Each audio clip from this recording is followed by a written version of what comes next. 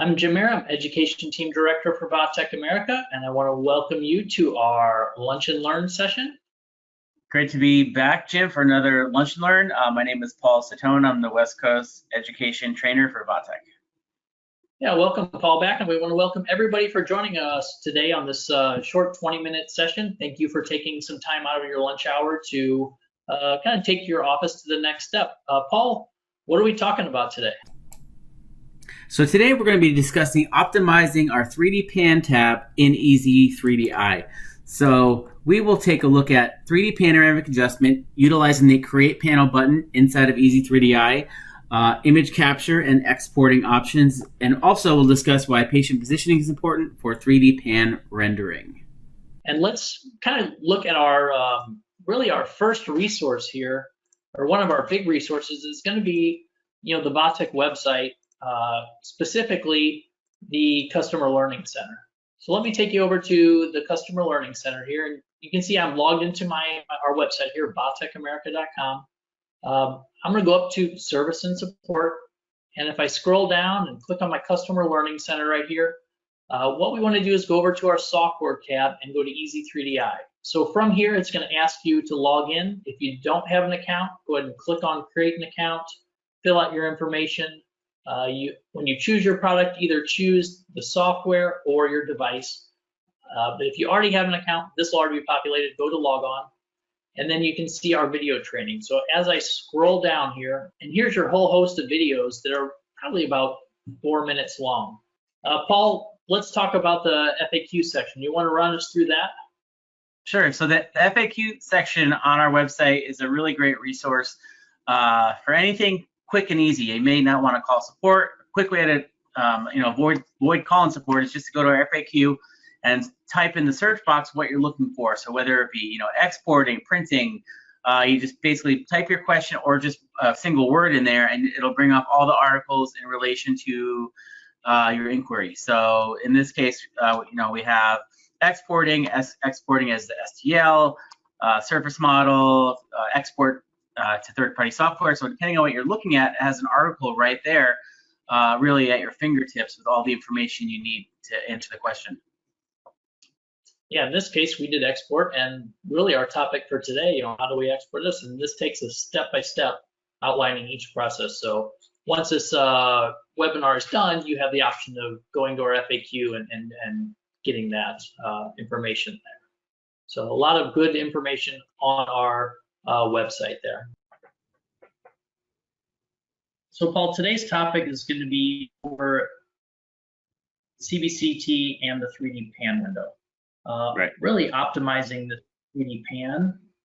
And I guess before we really need to start, we do have several options for fields of view, and we need to figure out or utilize which is going to be the best to get your reconstructed pan. Now we do have our different fields of view here, from our 5x5 all the way up to the 16x9 or the 18x10, depending on what device you have.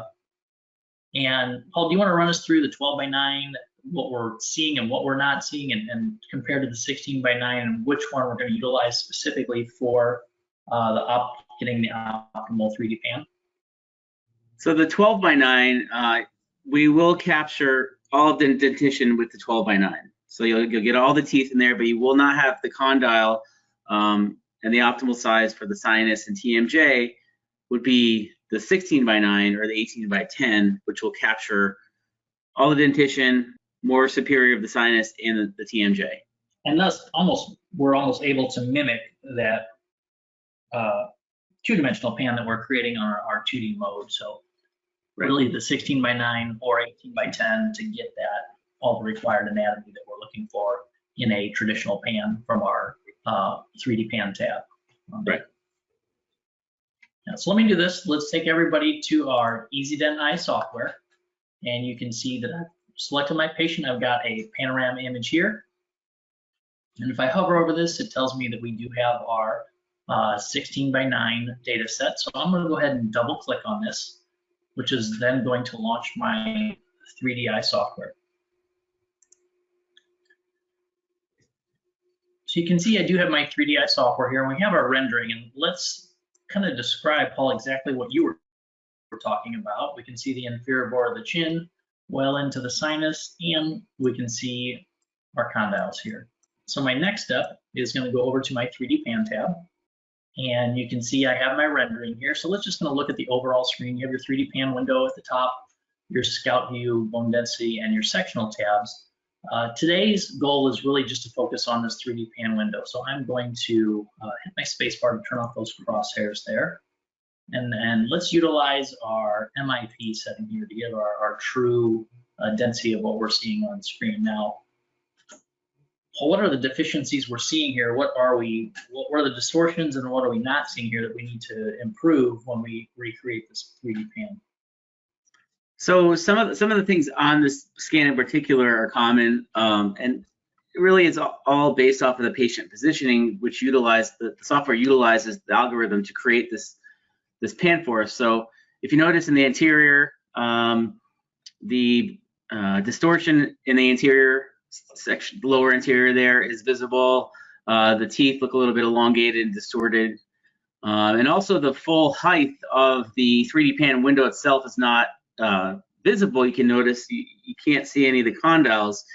And I think this is a common question we get, is why when we go here, we can't see the full scope of the image versus on the NPR, we can clearly see we got those condyles in the scan. Right. And I think we can remedy a couple of these things with some settings. So we do have on the lower left here our create pano.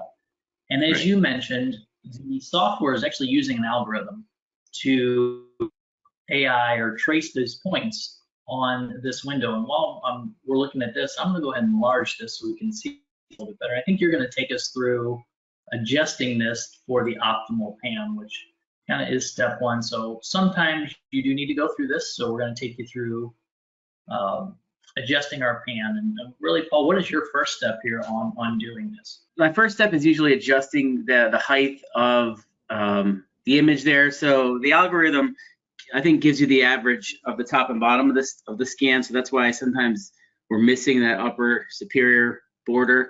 So we can pull that yellow line, the top yellow line, up and down to encompass more of that into our 3D pan. So we can put it all the way to the top to get the full image there.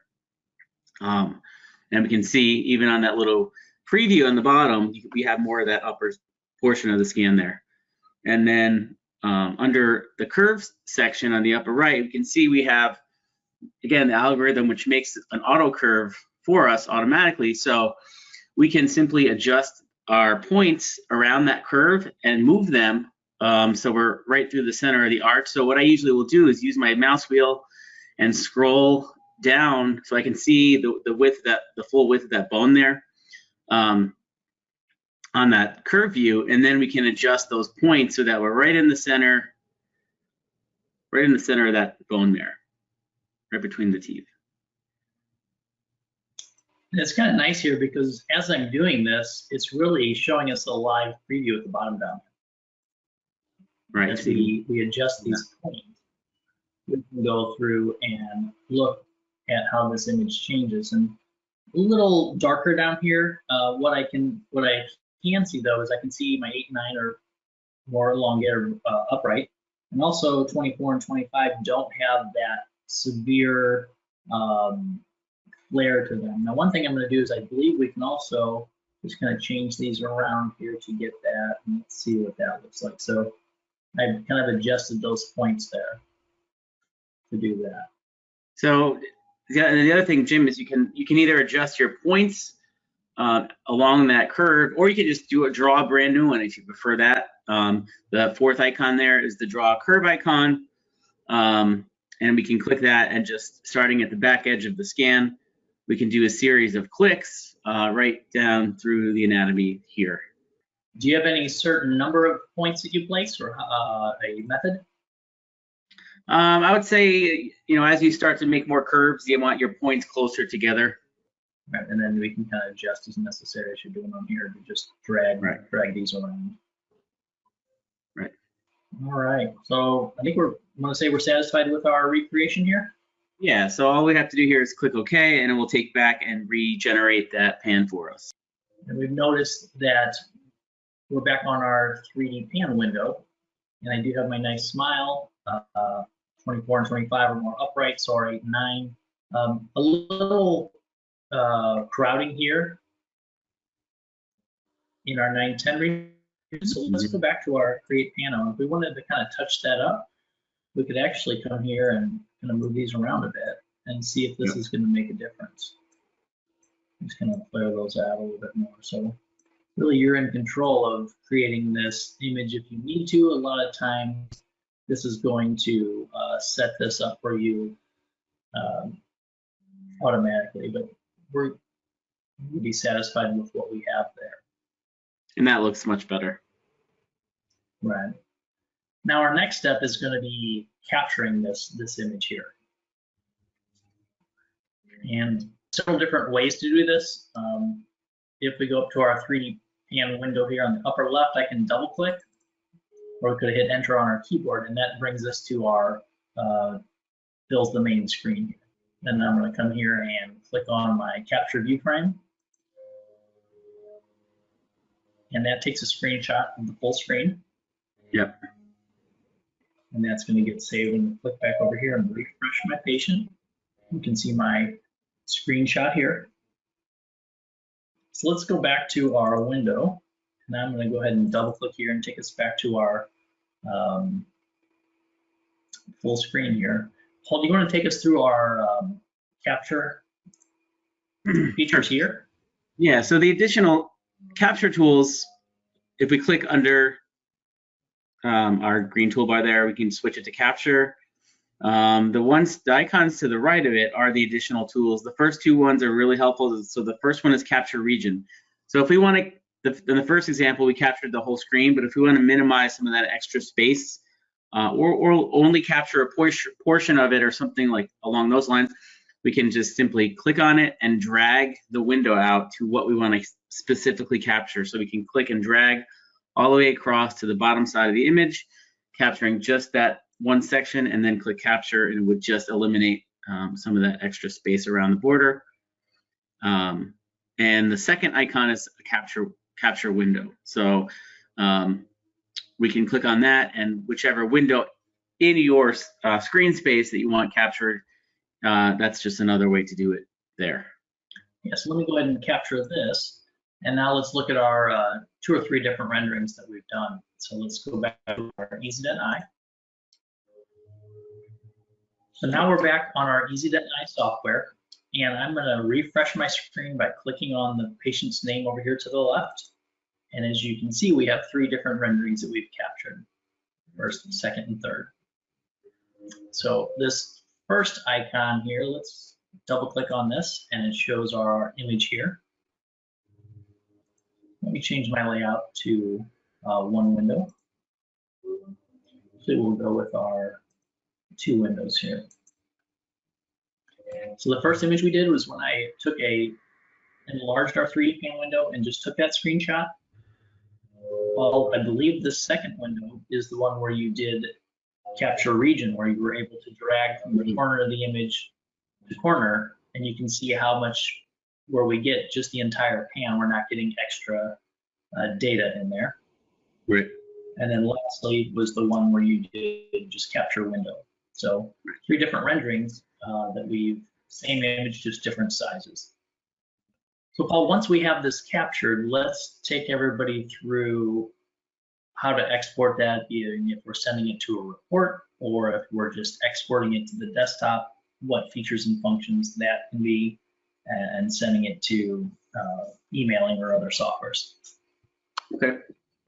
So if we want to send it to a report, there's a couple of different ways to do it.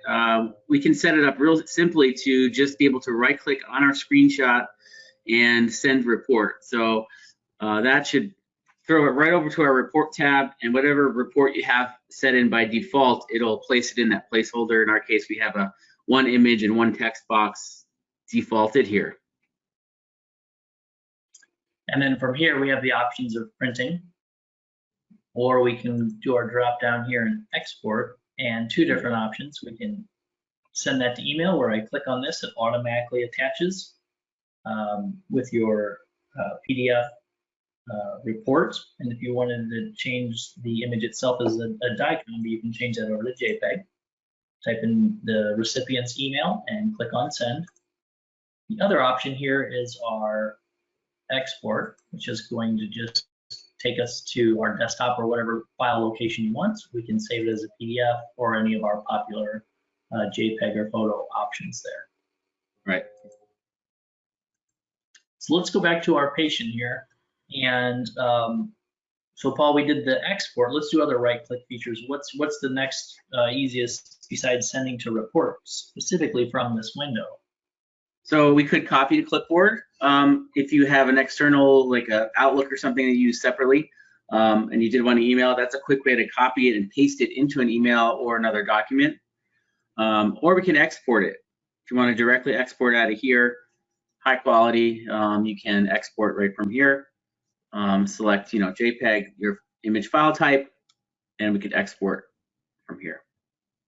That's going to go whichever file location you choose. Right. And then lastly, we can actually also just attach it to an email really quick here. So if I click send to email, we skip the whole process of going over to report. We're just going to come here, it attaches it to our email, change it to our JPEG, type in the recipient, and click on send. So the next topic let's talk about with this 3D pan is when we do render a 5x5, sometimes you'll see some distortion with the algorithm. So I have a 5x5 scan here. I'm going to go ahead and double click on this, and it's going to go ahead and launch our 3DI software. And we are opening on our MPR window. And as I left click and drag this around, you can see our 5x5 image there.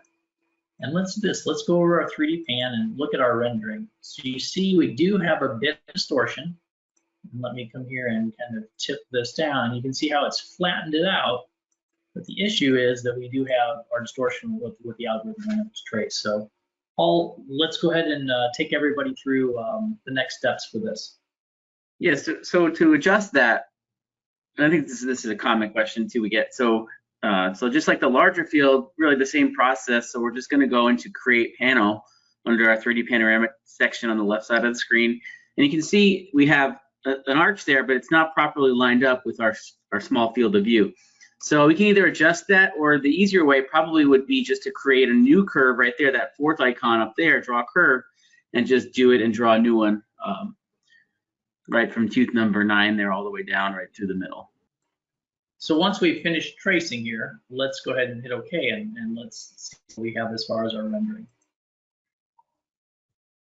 There we go. Now you can see we have our image that definitely shows us an easier navigation path with our box. So it shows more of that proper dentition there.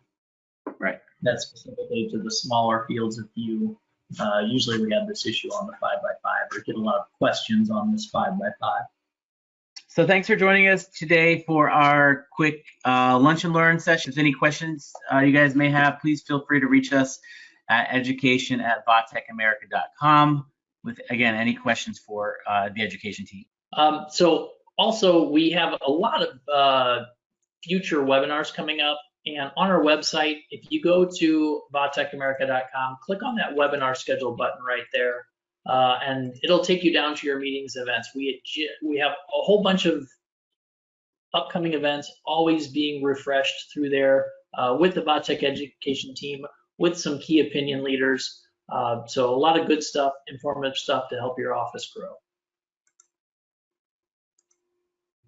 And we want to thank everyone for joining us today over their lunch hour. Paul, thank you, and thank to all the Vatech family out there. Thank you.